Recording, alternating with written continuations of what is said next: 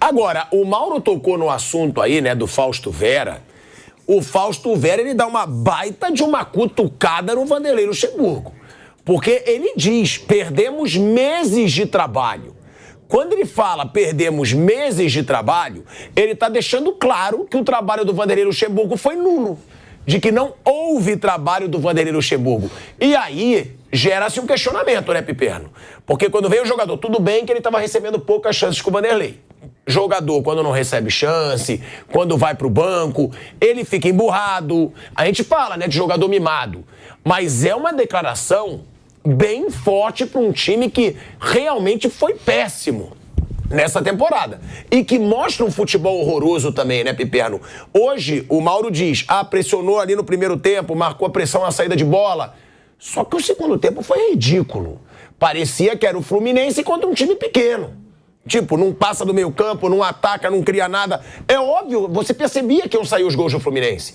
Porque o Corinthians não ameaçava em nada. Agora, essa cutucada do Fausto Vera é pertinente no Vanderlei Luxemburgo? Perdemos meses de trabalho.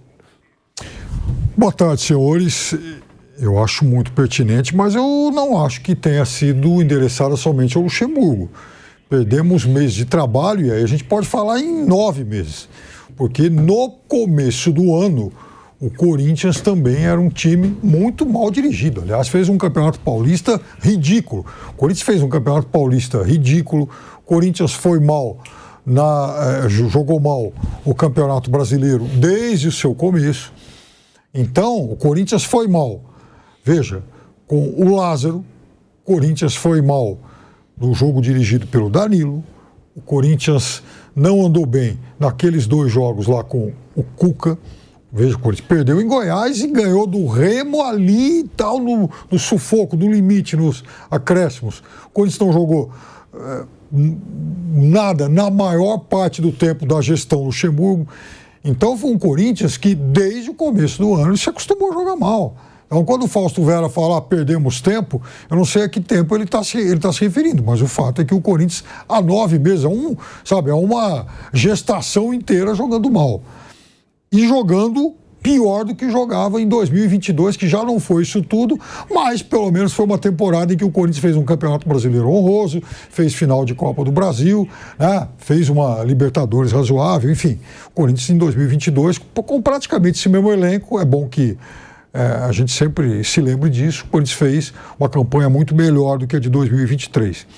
Faz mais ou menos 1 mês e meio, aqui mesmo, e também no Caneado, eu tenho dito que o Corinthians vai chegar na 27ª rodada, ou no Z4, ou ali encostado. E chegou a 2 pontos acima, porque o Corinthians, nesse período, ele teve um resultado que foi um ponto fora da curva. Aquela vitória contra o Botafogo aqui em São Paulo. Não fossem aqueles 3 pontos, hoje o Corinthians teria a mesma pontuação, né, desse bloco aí que está no Z4. Então, é um Corinthians que tem uma situação ainda muito incômoda nesse campeonato. Acho que vai evoluir. O Mano é um técnico, enfim, arrumador de times. Já fiz muitas críticas a ele, mas a gente também tem que reconhecer que o Mano já fez vários ótimos trabalhos. No próprio Corinthians tem lá a história. Recentemente, agora em 2022, conseguiu fazer um bom Internacional, que foi vice-campeão brasileiro, com 74 pontos, uma maior pontuação para um vice-campeão até hoje, méritos dele. Eu acho que não trabalhou bem em 2023, mas acho que trabalhou muito bem em 2022 no Internacional, e tomara que ele venha para o Corinthians com a inspiração daquele Mano do ano passado.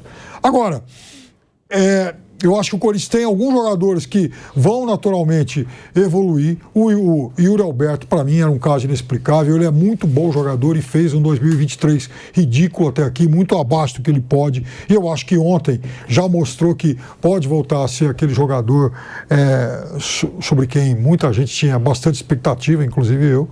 Eu acho que dá para melhorar um pouquinho nessa reta final. Tem show contra o América Mineiro no final de semana, é fundamental que vença, mas ganhando já dá também um bom alívio. E é um Corinthians que eu não acredito que continue lá embaixo, atolado, aí perto dos times do Z4. Bom, eu falei aqui, né, sobre o que o Fausto Vera disse. Vamos abrir aspas aí pro Fausto Vera, pro torcedor saber aí ao pé da letra o que ele falou. Ele disse: fazia 45 dias que eu não jogava. O que falei ao Mano é que precisava de uma oportunidade. Na verdade, nem sei por que deixei de jogar por tanto tempo. Não tive nenhuma oportunidade para mostrar meu jogo. Agora treinei bem, falei com ele que me deu uma chance. Trabalhamos a parte tática na data FIFA que a gente precisava melhorar. Perdemos muitos meses de trabalho também. Agora temos que melhorar. Aproveitar que o treinador está fazendo as coisas bem e estar juntos para sair dessa situação. Pensar na próxima vitória. Foi o que eu falei. Claro que também tem muito da crítica, porque o jogador fica puto quando ele não recebe chance. Fica. Ele ficou, disse que perdeu tempo o Corinthians com o Vanderlei Luxemburgo. Aí, Flávio Prado, antes da gente entrar nas polêmicas do jogo, eu quero escutar a fala do Mano Menezes sobre o empate. Porque é aquilo que disse o Mauro, um primeiro tempo que surpreendeu a todo o corintiano. Teve muito pouca posse de bola, mas marcou pressão na frente, criou os contra-ataques, teve finalizações, teve até uma chance clara do Yuri Alberto que ele desperdiçou. E aí o Mano fala isso, que o primeiro tempo foi muito bom, mas depois a equipe cai de rendimento. Vamos escutar o Mano Menezes. Acho que o nosso primeiro tempo foi um primeiro tempo muito bom. A equipe realizando muito daquilo que a gente trabalhou durante esse período. Acho que foi visível, né, a melhora no aspecto de construção, naquilo que a gente pensa de futebol, de competição também, de intensidade de jogo, porque o Fluminense exige bastante da gente assim. Segundo tempo, naturalmente o Fluminense iria arriscar, né? Temos coisas positivas para comemorar e temos um caminho para continuar progredindo, tá? O time, quando perde a bola, quando não sustenta mais, quando não consegue conectar como a gente não conseguiu no segundo tempo, passa a sofrer, né, um ataque contra a defesa. Acho que é aí que nós temos que melhorar no nosso aspecto. Acho que temos condição de fazer isso. Também temos que considerar que jogamos contra uma equipe que é finalista de Libertadores, que faz isso aqui que fez contra todo mundo, né? Fez contra o River, fez contra o Internacional, fez contra todo mundo. Então, esse é o caminho que nós ainda temos que percorrer, mas saio com um sentimento muito bom com o comportamento da equipe na primeira parte, com a postura, com a ambição, e esse é o Corinthians que a gente quer daqui para frente, mais tempo durante os jogos.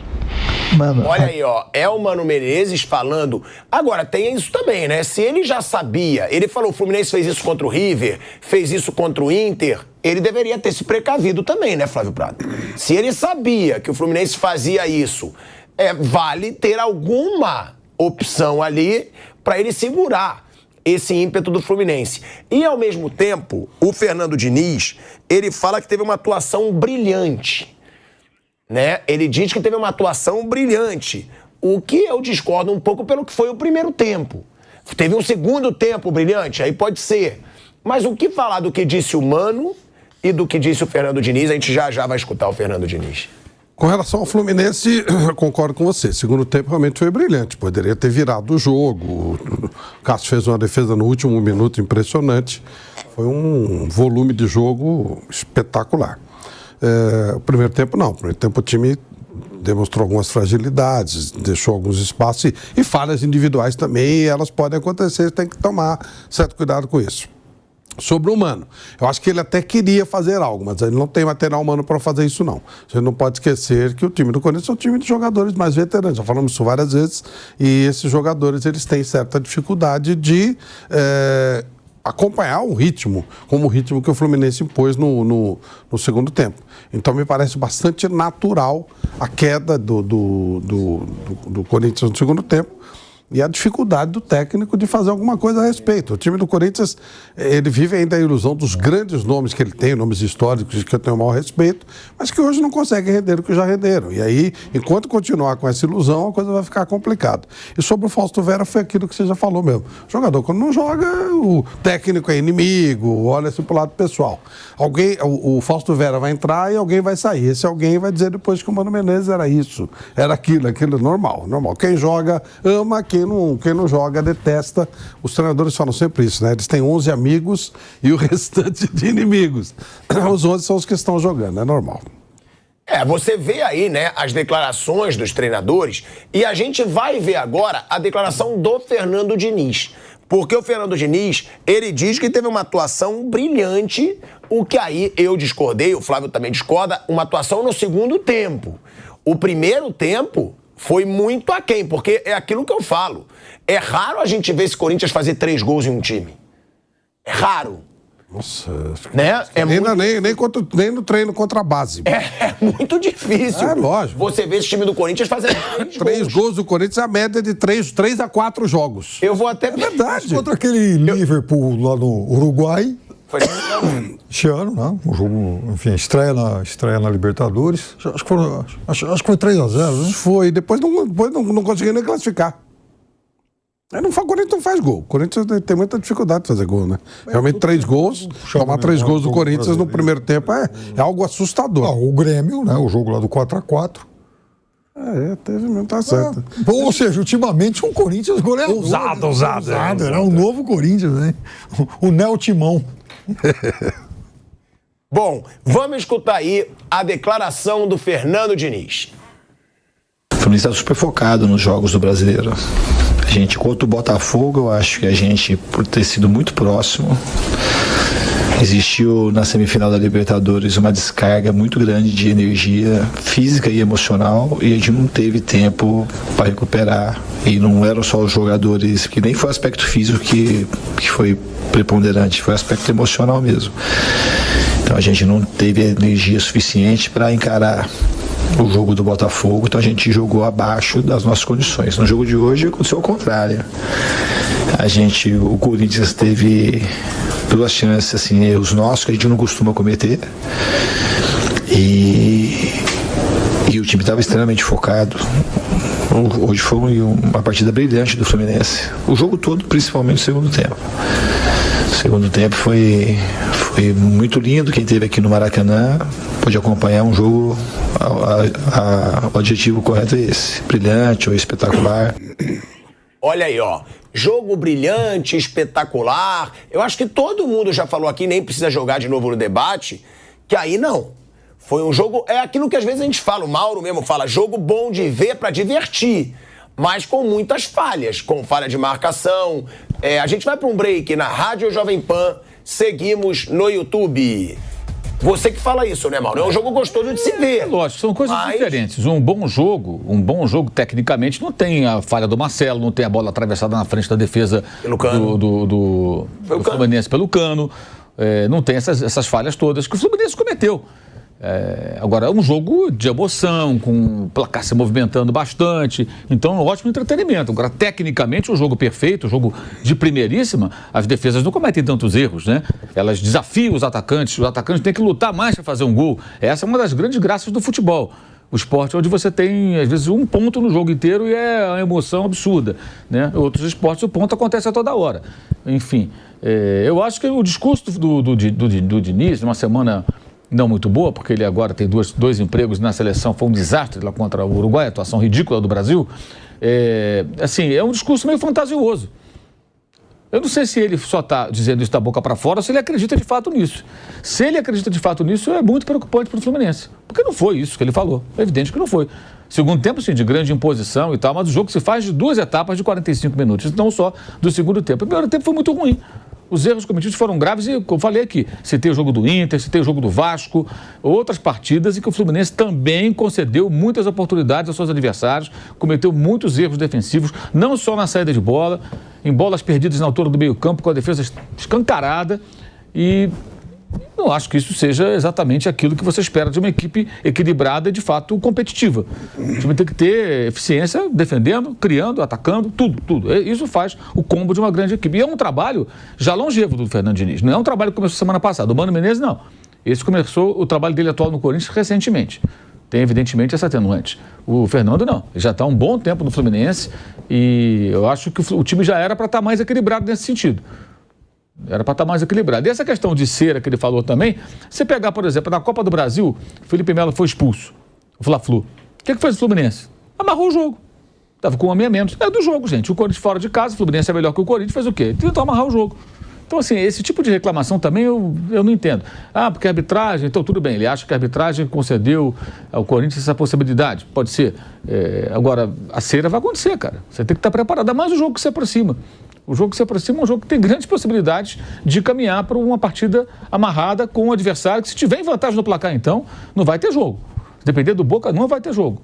Picota o jogo, amarra o jogo, uma faltinha aqui, cava uma faltinha, cai. Ai, meu Deus, tá doendo. Fica deitado no chão, levanta. Vai ser assim.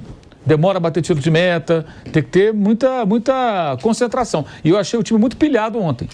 Muito nervoso, assim, muito... Fala pilhado, sabe? Que é ruim. Então... Enhaca demais. É verdade. Pilhado, é isso aí.